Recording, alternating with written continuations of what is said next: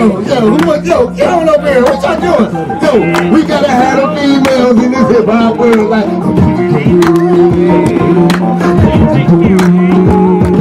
yo, get your drink.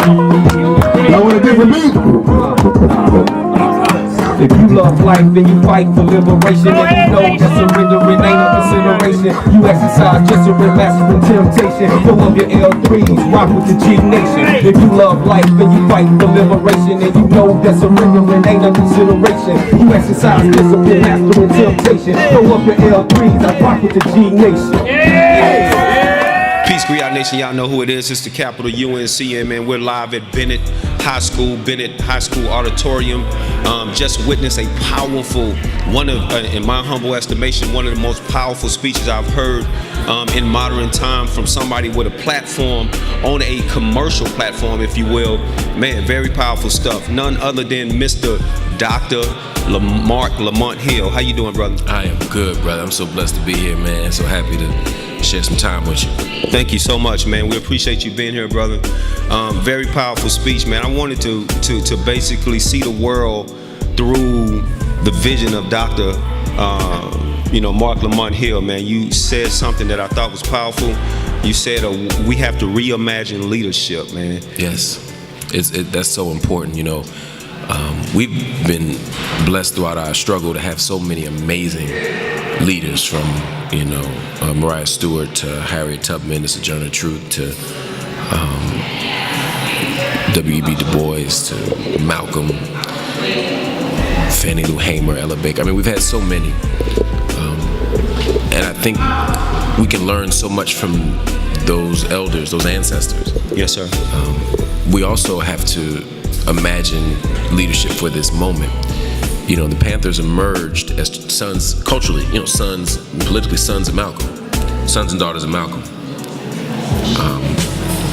And Malcolm was responding to a moment that was different than the moment, even than his spiritual father, Elijah Muhammad, had entered, even 30 years prior. Yes, sir. 30 years prior. And Elijah Muhammad was responding to and engaging a tradition that preceded him, both of the Moorish Science Temple, other folk. My point being that every generation has to produce leaders out of the conditions that they are born into. Yes, sir. At the same time that they have to draw linkages to the people before them. Absolutely. So when I think about this generation, I want to see a generation of leaders that pay careful attention to everything that our revered ancestors have done, but also respond to this moment, these conditions, these needs. And I'm excited to see new leadership models. I'm also excited to see some old things die. Sometimes things have to die so that other things can live. And unfortunately, there are some leaders that would rather have their organizations die wrapped around their arms than to mentor or train and prepare a young person to take over. And in those cases, we got to produce something new. No doubt. In other cases, we got to build on what the ancestors have and keep those old revered organizations going. Right. I think we don't have a choice, man. And that's what I really got from you today. Is that, at this point, I thought about civil rights. That was a moment that you just talked about.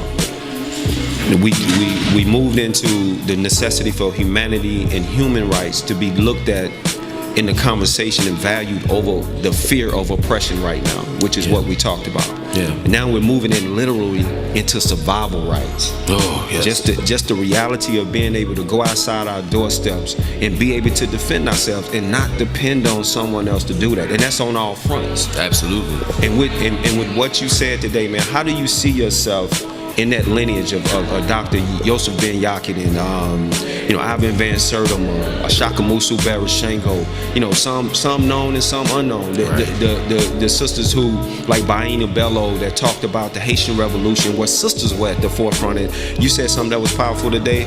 Also, sisters have always taken care of us. Always. And have always been at the forefront. Man, this particular platform, as passionate as you spoke today, has been dedicated, brother, and I'm gonna send you some information, but make sure you know, has been dedicated to this movement, man. Where do you see yourself in the platform that you have in that lineage? I see myself partly in that scholarly tradition. You know, I've been blessed to read Dr. Ben. Yes, sir. Blessed to read the great John Henry Clark. Oh man, Long Walk Home is just, and that's not even scratching the surface. But that brother, man, And self-taught. yes, sir. You know. That's the most powerful message right there. Right. Yes, sir. Self-taught. Absolutely. And to watch people sit at his feet, and to watch him build on what Arturo Schomburg gave him. Yes, sir.